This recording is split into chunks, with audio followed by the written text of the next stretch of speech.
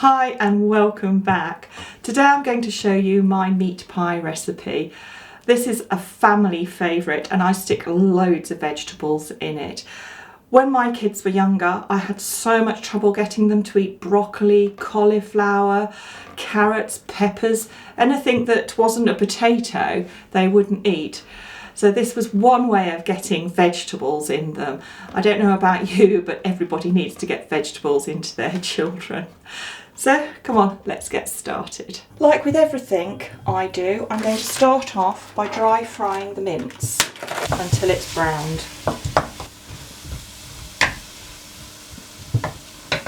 I will actually quite often double up on this recipe because it's one of those things that if you make double of the meat's filling, then you can put half in the freezer, and the next time you want to make this pie you've only got to make the pastry. In fact, you could make the pastry as well and freeze that, and then you've just got to assemble it. It's a great pie. The other thing is, because it's got all the vegetables in it, I either just serve it with some cabbage or, you know, a salad. It's just, everything's in it. The meat has now browned, so in go the onions. This is just one large onion.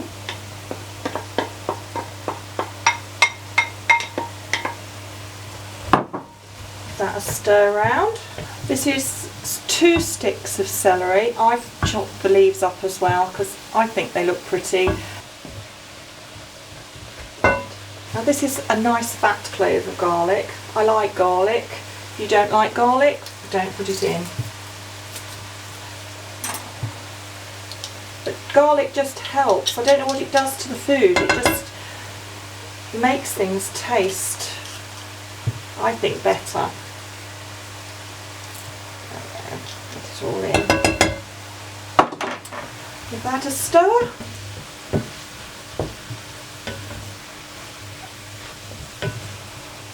The next thing I'm going to add are my mixed vegetables. Let's get those from over there. This is just a selection that have come frozen from the supermarket. It's got carrots, sweet corn, peas, bits of broccoli, pepper, and I think some cauliflower in. This is a bowl full. I just add however much I think my family will eat, so that's up to you.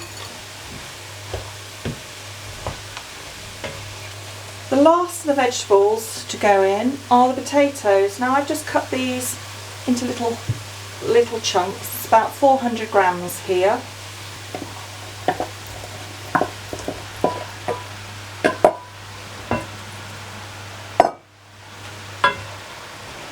Give those a stir.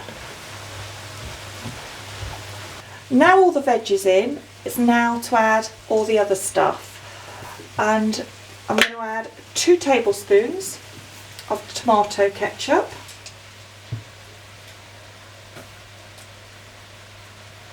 a tablespoon of brown sauce,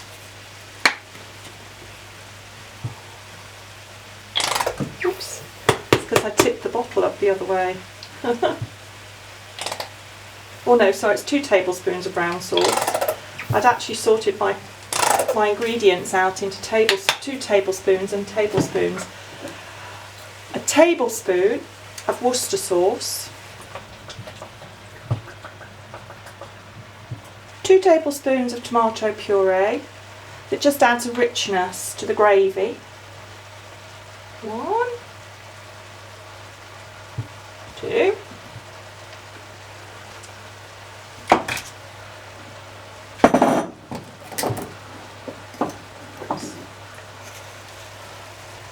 Teaspoon of salt,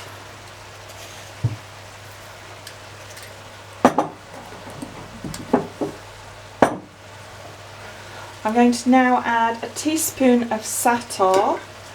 I like this. You could use an ordinary mixed herb mix, but this is a milder mix. I don't know what it's got in it. It has got sesame seeds in, so if you can't have sesame seeds, don't put it in, use an alternative. I'm just adding a teaspoon.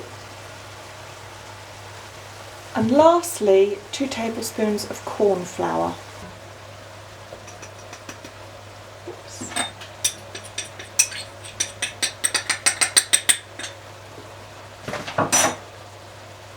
That a stir around.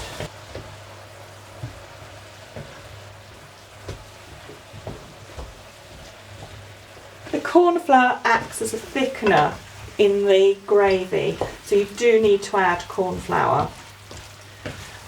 Give it all a really good stir around.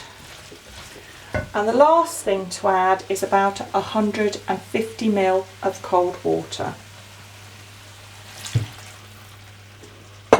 And that's going to make your lovely gravy.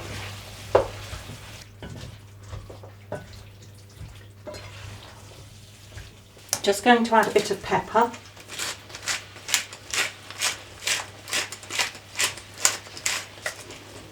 It's bubbling away, so I'm going to turn the heat down. So it just simmers, and I'm going to put the lid on for 15 minutes or until the potatoes are cooked. And that's your pie filling made. This has been cooking now for 20 minutes. So let's lift the lid. Wow. There we have it. Look at that. Isn't that gorgeous? That's all done now, so I'm going to turn the heat off completely. I'm going to let it go absolutely stone cold, and then we'll make the pastry for our casing. The meat is now on the side cooling, so while that cools I'm going to prep the pastry. In this bowl I've got 300 grams of plain flour and a pinch of salt. In here I've got 75 grams of butter and 75 grams of lard. You can either use all lard, this is vegetable lard, or all butter, it's up to you, but I like to use half and half. So we put that in. Put that in there, that's one side. And we're just going to go in with the knife, chop it up a bit. I should have chopped this up a bit first. And I just basically go in with the knife and chop the butter and the lard into the flour. You need your butter to be cold, straight out of the fridge. When you make pastry, everything needs to be cold.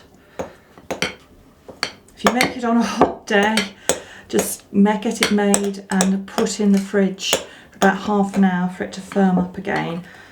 It's one of those weird things, weather affects pastry. Right. Now then, get those chopped up a bit. And I'm just going to go in with my hands and rub it together until it forms breadcrumbs. There we have breadcrumbs. Well, sort of breadcrumbs. The next bit, I'm just going to sort of make a little well in the middle, and I'm going to add about 5 tablespoons of cold water. And I'm going to go in with my knife and mix it round. I'm using a knife because I don't want to get my warm hands into the dough too much. I think it needs a bit more water. I think I'll add another tablespoon, maybe 2.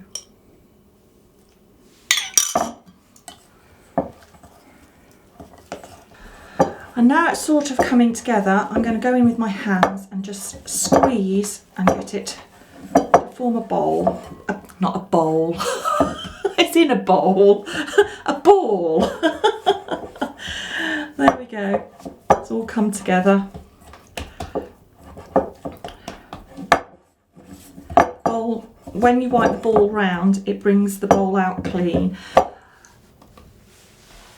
I've got a sheet of cling film here. Just going to put a bit of flour on.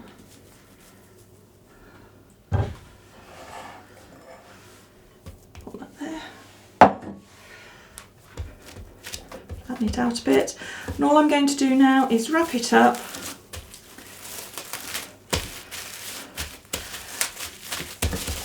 And put it in the fridge firm up for about 30 minutes, and then we'll be ready to get the pastry into the tin and the filling into the pie. I've got my pastry out of the fridge. It's been in for, well, it's been in for longer than half an hour. So all I'm going to do now is I've got a tin which I've lightly greased. This is a 20 by 20 square tin. And I'm going to now roll out some pastry to fill the bottom of that tin. So I'm just going to take some off because I want a topping. It's probably about enough for the topping, and I'm going to wrap that up. Put that back over there. I'm going to roll this out to fill the base of my tin.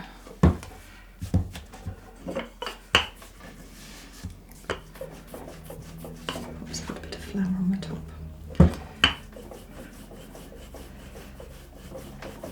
It's one of those things that when I'm doing it at home, when I'm not being watched, it comes out perfectly. And as soon as I start being filmed, it all goes wrong. I make this pie so often. This table isn't quite big enough for doing things like this. I think that's probably, oops, because this is a roly pin. Probably, does it need to be a bit wider? Okay, no, I think we're okay. Just going to flop it in there and then try and fit it into the tin. Use the knuckle of your to get into the corners. There we go.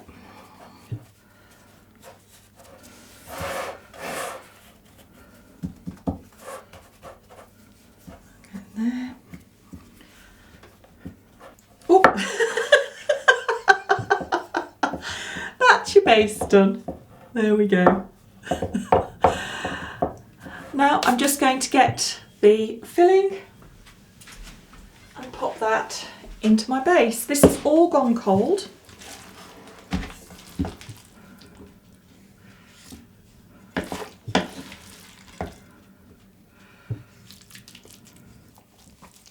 There we go. Move that out of the way. Move this to one side a minute. Got the last bit of pastry. And I'm now going to roll this into a sort of square to go on the top of my pie.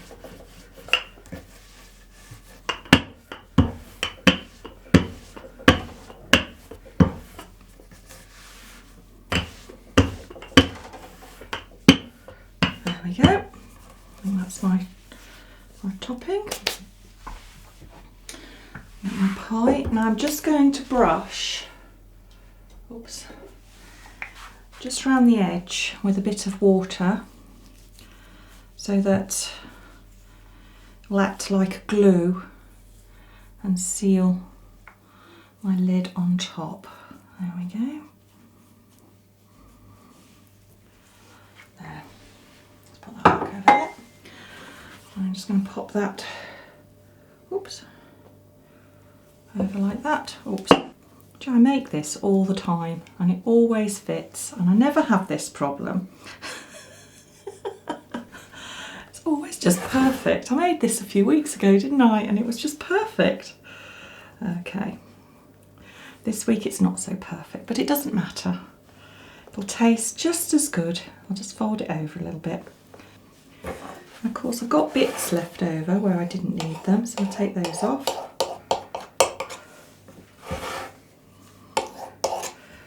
Right. And I might just be a bit cheeky and squash that out a bit. There's a bit of water. And just stick that on there. And nobody will notice there's a hole. But it is homemade, and homemade doesn't always work out the way we want it to. And finally, I'm just going to brush it with an egg wash so that it will go all golden in the oven. I make this pie so often and it comes out perfectly every single time, and today I decided to make it for you. And I get it all the measurements wrong. Oh dear. That's that done. I'm just going to pop it in the oven at 200 degrees for 30 minutes, and it will bubble and steam through the hole in the middle, and the top will be all golden and gorgeous looking. Well, there we have it, the meat and potato pie. Doesn't it look gorgeous? And actually, as you saw when I was making it, my topping didn't fit quite properly, but now it's been cooked, it looks great. So let's dive in. Let's see what it looks like. See if we can get a slice out. The first slice is always difficult. Go down the edges. Oops. See if we can get a slice out without totally messing up. It's the second slice I ought to get out first. Let's move that over there a minute. I'm going to enjoy that later. Right. Get down there. Oops. Ooh. No, I didn't get it out right. It doesn't matter. I'll get a spoon. I seem to have used all my serving spoons up today. There we go.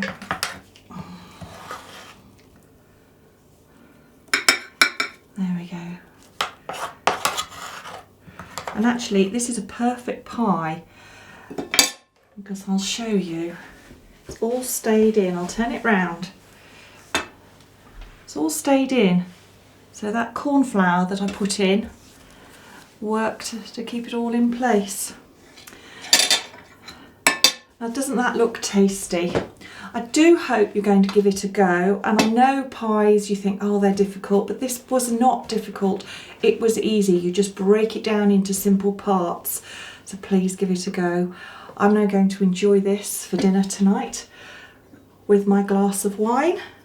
Don't forget to like and subscribe, click the notification button, and I'll see you all again next time. Thank you for watching. Cheers. I don't know about you, but there are people in my family who won't eat broccoli, they won't eat cauliflower. So if I stick it all in a pie, they don't know it's there and they eat it. And there was my dog. She has to interrupt every scene.